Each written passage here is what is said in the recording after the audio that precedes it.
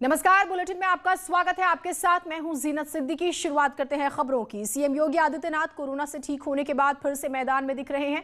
CM आज मुरादाबाद और बरेली के दौरे पर पहुंचे। दोनों जगह सीएम सबसे पहले कोविड कमांड सेंटर पहुंचे और व्यवस्थाओं का जायजा लिया। इसके बाद सीएम योगी ने सर्किट हाउस में पुलिस प्रशासन के अधिकारियों के साथ समीक्षा बैठक की और उनसे कोरोना की पूरी सुविधाओं के बारे में जानकारी ली। सीएम अपने इस दौरे के दौरान मुरादाबाद के मनोहरपुर गांव भी पहुंचे। यहां सीएम ने निगरानी समितियों और आरआरटी की ओर से किए जा रहे टेस्टिंग का जायजा लिया। इस दौरान गांव के लोगों से उन्होंने बातचीत भी की है। उधर बरेली में सीएम योगी आदित्यनाथ ने कोविड कमांड सेंटर का निरीक्षण किया। वहां मौजूद कर्मचारियों से बात की और पूरी प्रक्रिया की जानकारी ली।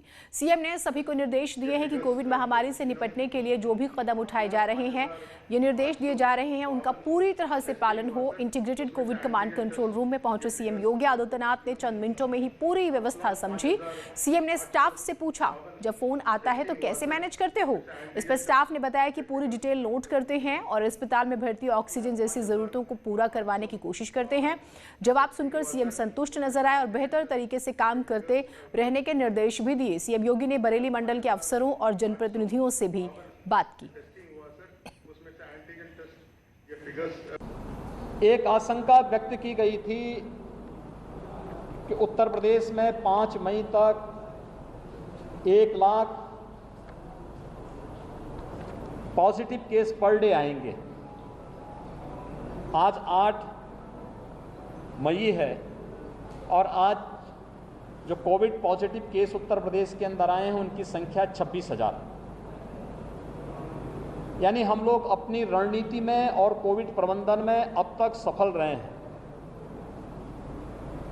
दूसरी आशंका जो व्यक्त की गई थी कि पंचायत चुनाव के बाद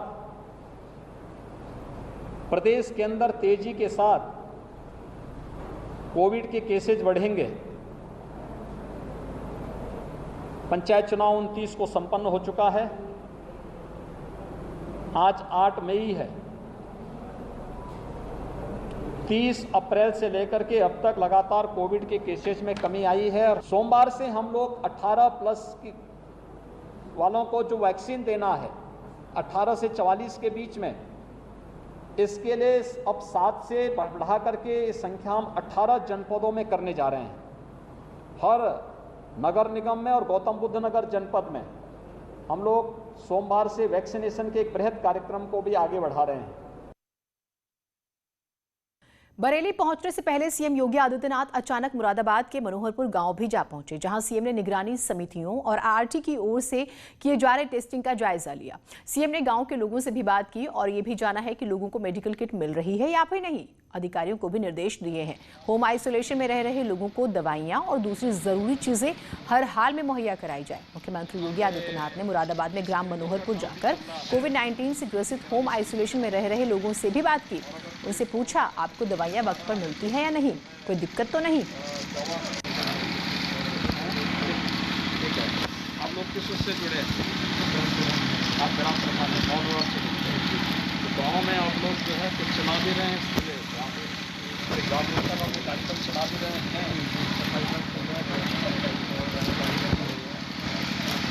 यहाँ पे स्क्रीनिंग का काम भी चल रहा है निगरानी समिति के माध्यम से, और अगर कोई कोरोना पॉजिटिव केस आ रहा है तो उसको जो है दवा मेडिकल किट भी उपलब्ध हो जाए।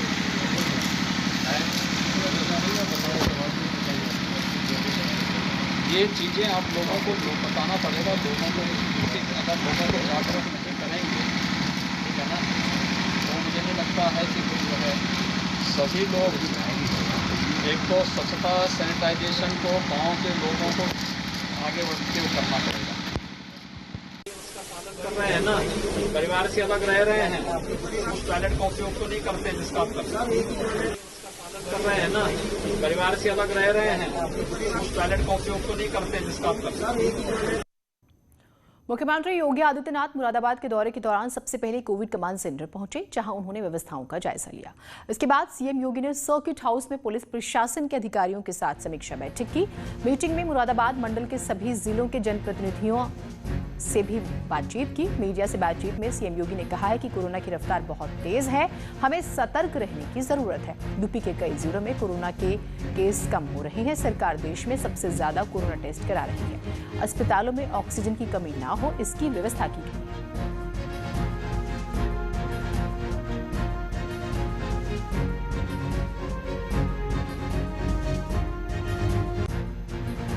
उत्तर प्रदेश के अंदर पिछले 8 दिनों के अंदर कम हुए हैं, तो वहीं इस मुरादाबाद मंडल के अंदर भी 3500 एक्टिव केस कम हुए हैं।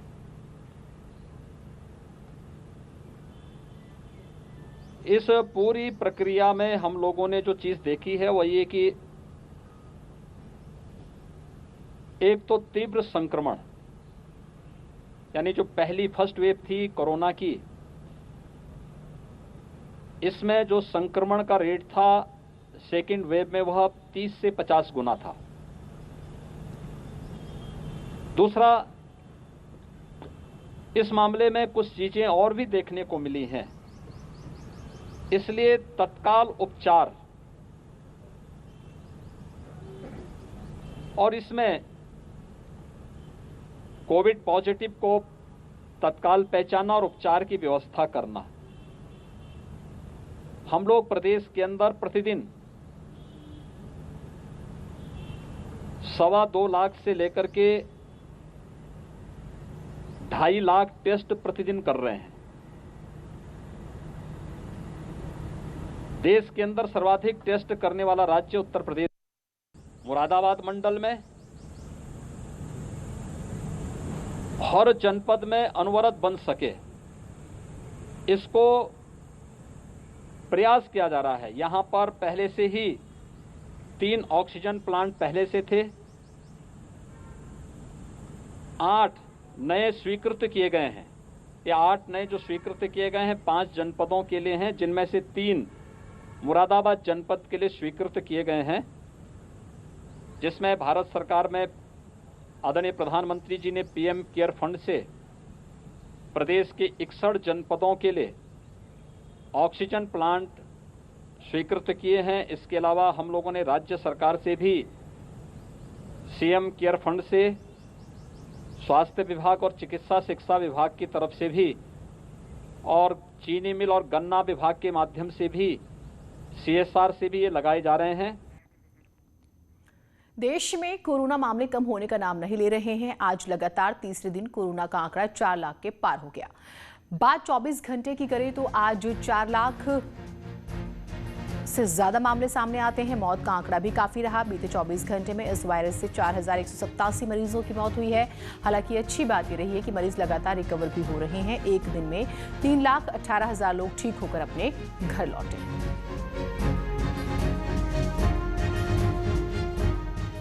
यूपी में कोरोना कंट्रोल के लिए की जा रही कवायदों का असर दिखने लगा है। बीते 24 घंटे में कोरोना के कुल 26,847 मामले सामने आते हैं, जबकि इतने ही वक्त में सही होने वालों की संख्या ज्यादा है।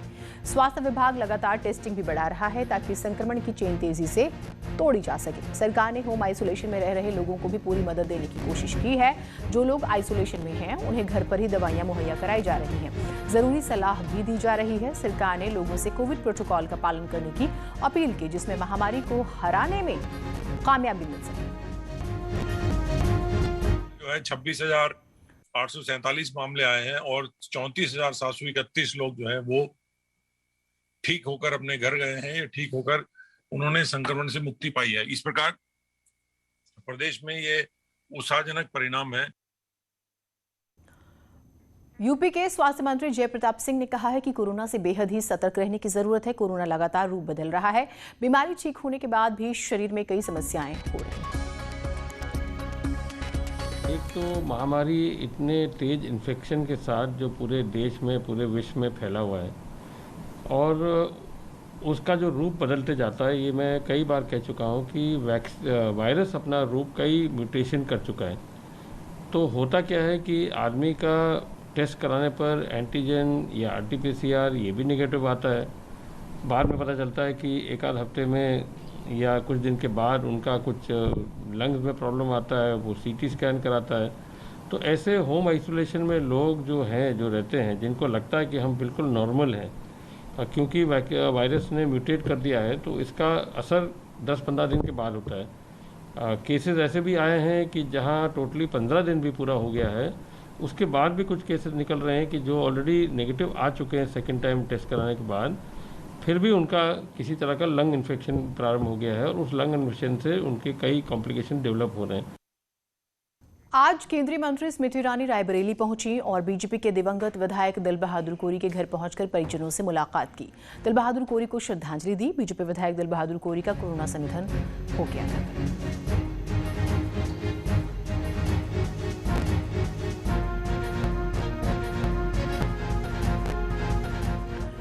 डीआरडीओ ने एक दवा बनाई है। इस दवा को अगर हम बात करें एंटी कोविड दवा के तौर पर इस्तेमाल करने की मंजूरी मिल गई है। दवा का नाम 2DG है। लगभग साल भर टेस्टिंग और प्रयोग के बाद अब डीआरडीओ की इस दवा को इस्तेमाल करने की मंजूरी दी गई है। डीआरडीओ का दावा है कि ट्रायल के नतीजे सफल रहे हैं। इस दवा के इस्तेमाल से ऑक्सीजन लेवल मेंटेन रखने में भी मदद मिलेगी और इसकी मैन्युफैक्चरिंग की इजाजत भी जो है ऑर्डर्स स्पेशली दिए गए हैं हैदराबाद की रेड्डी लैब को। इस दवा की प्रयोग विधि भी बहुत आसान है और ये पाउडर के फॉर्म में आती है, जैसे ग्लूकोज है वैसे ही पाउडर के फॉर्म में आती है और इसको पानी में घोल के और पेशेंट्स को आराम से दिया जा सकता है। और ये दवा सुबह और शाम 2 डोज पेशेंट्स को दी जाएगी और इसका ड्यूरेशन लगभग 7 दिन है। पेशेंट्स में 7 दिन तक ये दवा दी जाएगी, जिसके बाद पेशेंट्स ज़्यादातर पेशेंट जो हैं वो पूरी तरीके से ठीक हो रहे हैं, जो हमारे क्लिनिकल ट्रायल में जो रिजल्ट हमें मिले हैं। कोविशील्ड की पहली खेप आज लखनऊ पहुंच गई है। एयर इंडिया के विमान की बात करें, मुंबई से 3.5 लाख डोज का कंसाइनमेंट लेकर यहां पहुंचा। योगी सरकार ने वैक्सीन की 1 करोड़ डोज का ऑर्डर दिया था, जिसकी पहली खेप आज प्रदेश में आ गई है। सोमवार से 11 और जिलों में 18 साल से ऊपर के लोगों का टीकाकरण शुरू हो जाएगा।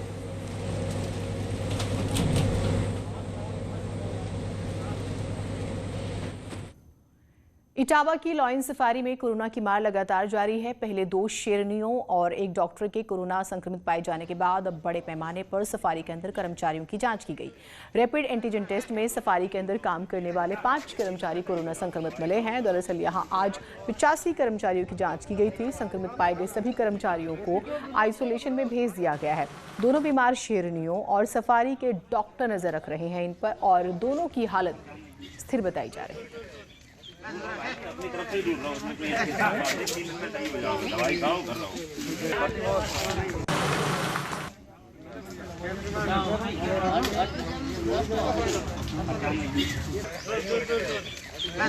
अपनी तरफ से दूर रहो, उसमें कोई। एक छोटा सा ब्रेक लेंगे, कहीं मत जाइएगा।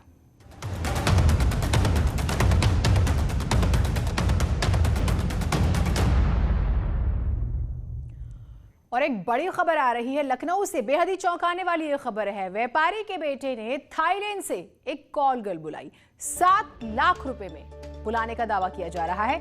2 दिन बाद ही उसकी मौत हो जाती है। पुलिस मामले की तफ्तीश में जुटी हुई है। इंटरनेशनल सेक्स रैकेट के एंगल से भी इसकी जांच हो रही है। 10 दिन पहले बुलाई गई थी कॉल गर्ल। बीमार होने पर लोहिया अस्पताल में भर्ती भी कराया गया था। 3 मई को अस्पताल में उसकी मौत हो जाती है। अब इसका खुलासा हुआ है 10 लाख रुपए में। अनामिका हमारे साथ हमारी सहयोगी जुड़ी हुई हैं। अनामिका, बेहद ही सनसनीखेज ये मामला है।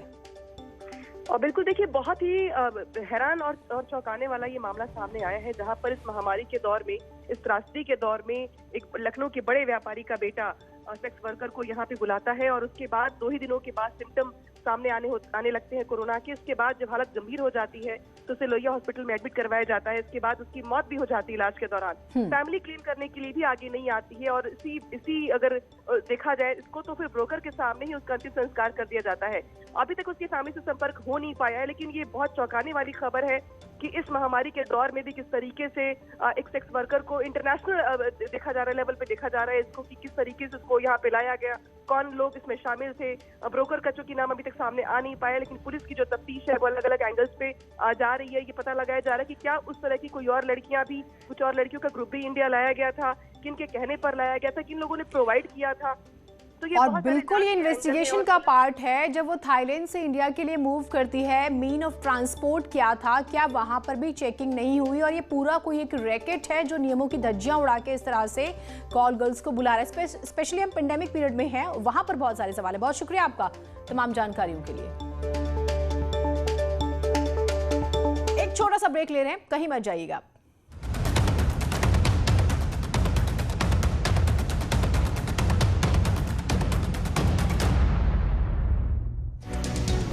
B1